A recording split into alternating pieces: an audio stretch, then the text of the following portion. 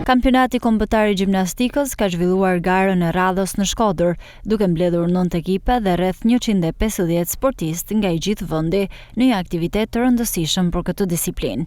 Në ceremoninë hapse të pranishmit i përshëndeti presidenti i Federatës së Gjimnastikës, Leonard Lulaj, i cili vlerësoi organizimin e aktivitetit dhe rëndësinë e zhvillimit të gjimnastikës në vend. Është një ditë e veçantë në qytetin Shkodrës, qyteti i cili ka dhënë shumë lera sport në gjithë Shqipërinë.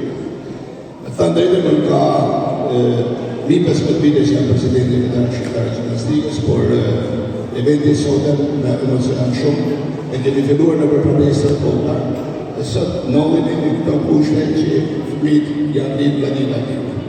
Kjo farë për pushtimit të prindërve në pranëtar, fëmijëve që dojnë në pasport, trajnerave të panodhur që në kushte edhe jo të favorshme dhe kanë qurë, kena pritë këtë pikë që kemi qëtë këto përfaqësues se shumë.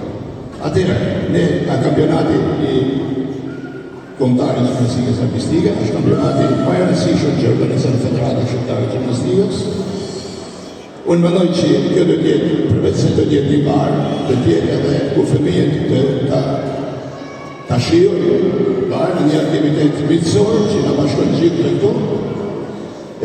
Kuptohet që do të jetë kompeticion, në uroj që fëmijët bëjnë më të mirë atë që kanë bërë në palestër.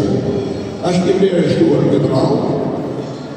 Kemi marrë një gjyqësari turke, e cila do të jetë një vlerë e shtuar për federatën tonë, e cila do të jetë përshkëlqyuar që maksimalisht ta vlerësojnë çdo gjimnast. Gara u karakterizua nga një nivel i lartë konkurrimi dhe performanca cilësore nga gjimnastët pjesëmarrës, të cilët synojnë rezultatet më të larta në disiplinat përkatëse.